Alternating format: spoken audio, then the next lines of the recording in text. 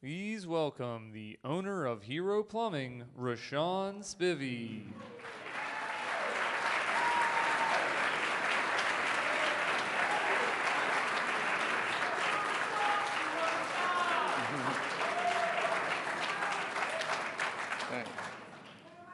Thanks. Okay. Good afternoon. My name is Rashawn Spivey. Milwaukee is my home. Growing up, my mom worked multiple jobs to make ends meet, and one of her favorite jobs was working as a secretary for Jim Nelson Plumbing Service. When I was young, I went to work with my mom, and sometimes the owner of the business would allow me to help him out. Starting at age 12, I rode on the truck when he did plumbing jobs around the city. This piqued my interest, and I decided I wanted to become a plumber. When I was 20, I attended the Milwaukee Area Technical College and then completed an apprenticeship with Plumbers Local 75.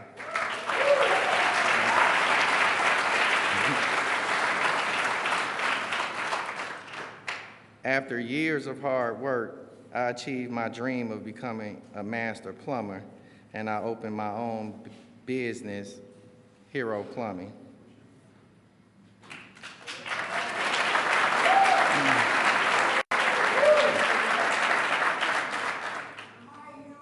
Okay. Among plumbers, if a job takes 2 days to do and you get it done in a half of a day, we call you a hero. As we say, heroes get too much done. That's what I wanted the people at my business to be, heroes, specializing in getting too much done. That's why I'm so honored to be here today. President Biden's support of Black-owned businesses has helped us live up to the hero name. Thanks to his investments, we've been able to replace 600 lead lateral pipes across the city, mostly at child care centers.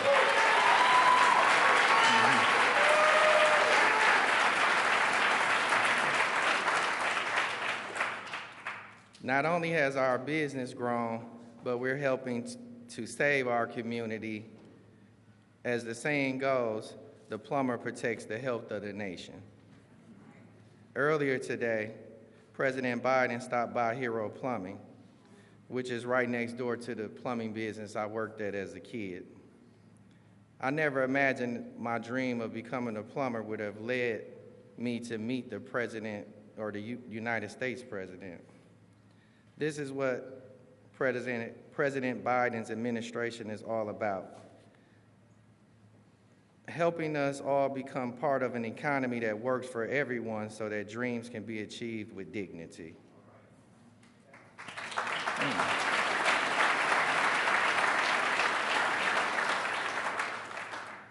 It is with great honor and humility that I introduce the 46th President of the United States, President Joe Biden.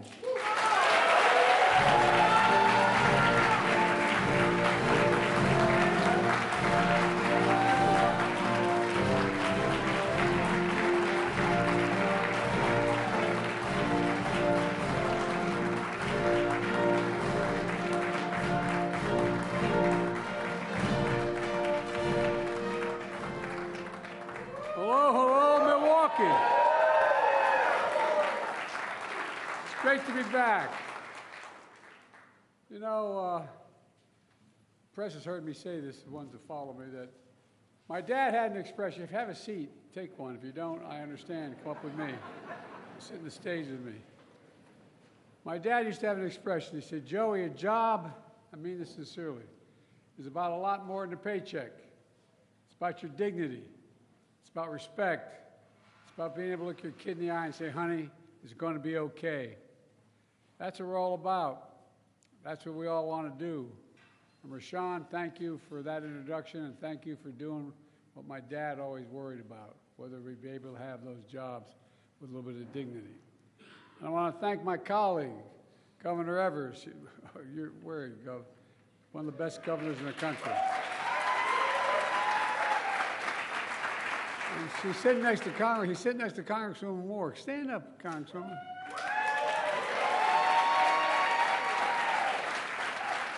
She can tell you whatever she tells me, I do. It's great to see you, kiddo. And also, I want Mayor Johnson, thanks for the passport into the city. I appreciate it very much. And County Executive Crowley is here. And I want to thank Senator, a good friend of mine, Tammy Baldwin, who couldn't be here today. And I want to thank everyone here at Milwaukee's Black Chamber of Commerce for your partnership across the board on everything we've been working on. I come from a state that has the 8th largest black population in the country. And as they say, the saying goes, where I come, you brung me to the dance early on. You're proof that black small businesses with the talent and integrity and ingenuity are the engines and the glue that hold communities together. And I mean that sincerely. You hold communities together. You're the ones that sponsor Little League teams. You're the one that involved in the church events. You're the ones that hold the community together, and you keep it going. You keep it moving. And every new business opening is a vote for hope. Just hope. Hope. You know, you're making the American economy stronger and our nation more competitive. I'm here today to talk about something that doesn't get enough attention. I'm here to celebrate the progress we're making to support black small businesses here and around the country.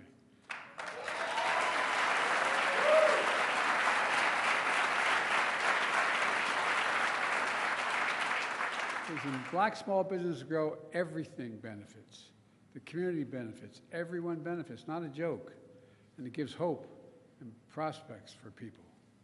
Since Kamala and I entered office, America has filed a record number of, in less than 3 years, 15 million new applications to start new business. 15 million. It's led to the fastest growth in black business ownership in over 30 years. Across the country, wages for workers are up. Black wealth is up a record 60% since the pandemic. So many of you, look, and by the way, I mean this sincerely from the bottom of my heart, we're just getting started. We're just getting so many of you had the vision and took the risk to open businesses, and you bet on yourself. Together, we're transforming the economy by investing in all of America and all Americans. When I ran, if I was elected, I'd represent everyone, blue, red, no matter what color the state was, wherever it was. We'd recommend, because think about it. Think of all the businesses that you know about throughout the Midwest and back my way as well that closed down because you had corporations deciding they'd get cheaper labor across the sea. You could move somewhere else. So they sent the jobs overseas and brought the product back home. And we changed that supply chain. We're having the jobs here and sending product overseas.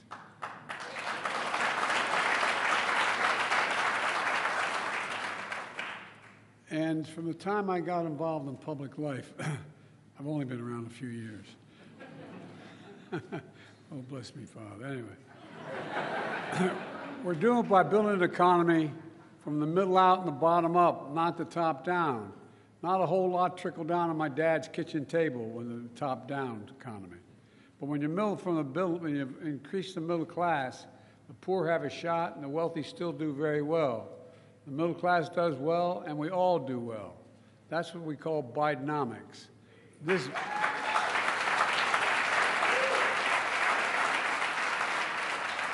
And by the way, so far, we've created 14 million new jobs, more jobs in 3 years than any president's created in 4 years in history. This is a fundamental break from trickle-down economics. Economics that supercharged was supercharged by my predecessor, the guy who thinks we're polluting the blood of Americans these days. He cut taxes for the wealthy and big corporations, shipped good-paying jobs overseas, shrank public investment in infrastructure and education. We used to have the #1 infrastructure in the world. Now we're number 16 or 17. We're changing that. We hollowed out communities, leaving too many Americans behind. It's a cycle folks on 30th Street Carter here in Milwaukee know well. It's an area where it became the backbone of Milwaukee's industrial might. 10,000 black people migrated, tens of thousands migrated from the south to the middle of the country, to Milwaukee, for good-paying manufacturing jobs. Then decades of discrimination and trickle-down economics left communities like this one behind. But today, we're making sure Milwaukee is coming back and all of Milwaukee coming back. And mark my words. In Milwaukee, business applications are up 70% compared before the pandemic. The share of black people employed in Milwaukee in 2022 was the highest in more than a decade. But the investments aren't just about jobs. The investments we're making offer opportunity, hope to communities to fully participate in the economy. I vowed that we'd invest in all of America, and that's what we're doing. We're leaving no one behind.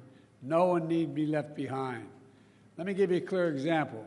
We all know, as my introducer told you guys, we all know exposure to lead water pipes is hazardous to our health, especially to children's health. It can damage their brains and kidneys, for real. Lead exposure disproportionately affects low-income communities and disproportionately affects people of color. This is the United States of America, for God's sake. Everyone should be able to turn on a faucet and know whatever they're drinking was clean and pure and not have to worry about it.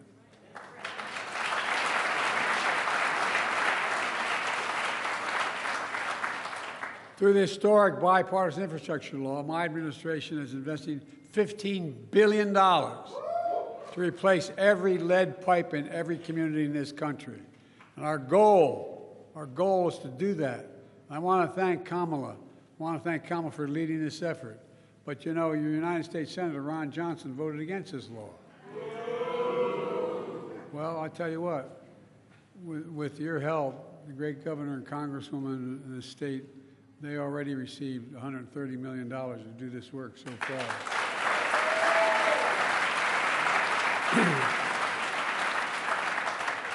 Before I came to Milwaukee, Milwaukee was slated to take over 60 years to replace the lead pipes. But last month, we proposed a new rule.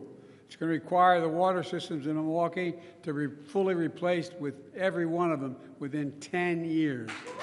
10 years instead of 60. Think of the lives saved. Think of the jobs and opportunities for small business owners like Rashawn, replacing lead pipes in homes and daycare centers and schools. We're just getting started. And so we are today announcing Milwaukee will be one of 22 communities in the country competing for tens of millions of dollars in federal grants to grow small businesses, create good-paying jobs, and build factories of the future. It matters. I'm also increasing the share of federal contract dollars going to small disadvantaged businesses from what was roughly 10% when I came to office to 25% to 15%. Here's how it works. Back in the 30s, it wasn't just that Roosevelt talked about unions being supported. They also had a rule that passed that very few presidents, including Democrats, paid much attention to. That every dollar a president gets to spend, for example, the Appropriation Committee and the Congress passes redoing decks of aircraft carriers. The president gets to pick who does that job. Who does that job? All those federal programs. Well, guess what? The vast majority are supposed to be all American and supposed to be all American products. And guess what? Hardly anybody paid attention. But I'm paying attention. It's got We're investing in America and American workers. In 2022 alone, we awarded nearly $70 billion to small disadvantaged businesses because of that law. Through the American Rescue Plan, another law that your distinguished senator voted against, we invested nearly $80 million in Wisconsin for the state small business credit initiative, helping countless small businesses grow. Through the Small Business Administration, we've delivered $50 billion in capital this past year to small businesses across the country, doubling the number and the value of black-owned small businesses since 2020.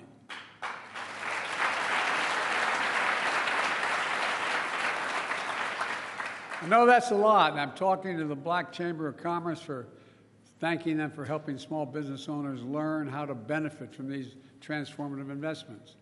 I used to have a friend named Pete McLaughlin, who was a great ball player at Providence College. And he used to say, you got to know how to know. You got to know how to know. And that's why I want to thank the Chamber here for teaching people how to know what's available to them. All this groundbreaking work is producing groundbreaking results. Record job creation, historic economic growth. We have among the lowest inflation rates of any major economy on this earth. We're fighting a lower cost to give folks just a little bit more breathing room, as my dad used to say. But let's be clear. Republicans are against so many critical actions that help working and middle-class people, especially black Americans. Just remember how the pandemic hit black businesses especially hard. How my predecessor, on his watch, women and minority-owned small businesses found themselves last in line to access emergency relief through programs like the Paycheck Protection Program. On my watch, energy and emergency relief went to minority-owned businesses first, not last.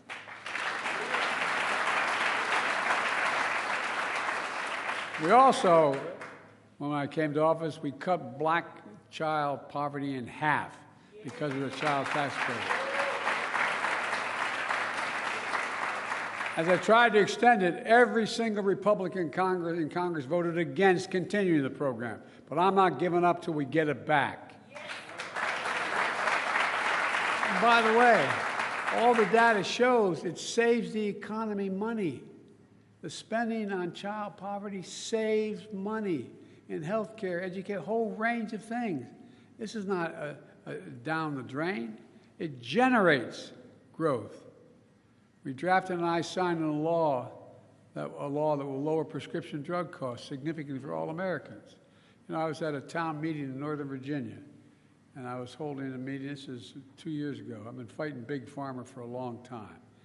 You know, if you go to wherever your provider of any drug you have to take, any prescription drug, and you decide you're going to buy it here in Milwaukee, or you're going to go buy it in Toronto, Canada, or Paris, France, or Budapest, guess what? You're going to pay 2 to 3 times as much for the prescription. Same company, same American manufacturer, same thing. Because Medicare pays for it in most cases. And guess what? We're not just if you're at the VA and you get the prescription drug, they negotiate the price with the pharmaceutical company. Well, they passed laws earlier, way on. I've been fighting it for over 35 years to say you can't negotiate. Medicare can't negotiate for drug prices and by the way, that's how they make enormous amounts of money. And by the way, every one of my Republican colleagues voted against this one. And now they're trying to cut Medicare, trying to cut Medicaid, and Social Security. Your own Senator Johnson calls Social Security a, quote, Ponzi scheme. Are you kidding me? You know, from the time you get your first paycheck, you pay into Social Security your whole life. These are the same Republicans who enacted tax cuts to overwhelmingly benefit the wealthy to the tune of $2 trillion additional deficit. There's also something else that's happening. There's some in this country who are waging a full-on attack of black economic opportunity. They're denying economic opportunity when it comes to higher education, starting a business, keeping businesses open. That's how you generate economic opportunity. You educate people. And folks, by the way, I went to the Supreme Court to eliminate student debt that was out there. And guess what? The Supreme Court ruled against it, but I still got 136 million people's debt relieved.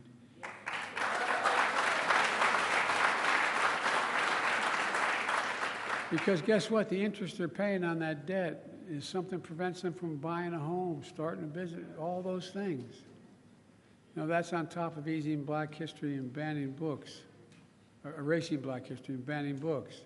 Did you ever think you'd live in a country, now all kidding aside, growing up, where we're banning books, book banning in grade schools and high schools? I think it's unconscionable. These attacks hurt all Americans because investing in black economic prosperity lifts everybody up. You know, we always believe diversity is our strength as a nation. I don't believe, as the former president said again yesterday, that immigrants are polluting our blood. The economy in our nation are stronger when we're tapping into the full range of talents in this nation. My administration is going to continue to fight these attacks because everyone deserves a fair shot, just a shot. Let me close with this. You know, for all we've done, the real heroes of this story are you, the American people, not a joke, not a joke. Hard-working people like Rashawn of Hero Plumbing here in Milwaukee, and the thousands of towns all across America. There's thousands of stories of revival and renewal, hope and optimism because people aren't giving up. Pride in your work and your family and your town. Pride in this nation. That's what I see no matter where I go in this country. That's why I mean this from the bottom of my heart. I've never been more optimistic about America's prospects, America's future than I am today. You just have to remember who we are. We are the United States of America. And there's nothing beyond our capacity if we work together. If we work together. And by the way, as I said, we're the only country in the world that out of every crisis, we've come out stronger than we went in. Remember who we are. God bless you all, and may God protect our troops. Thank you. Thank you, thank you, thank you.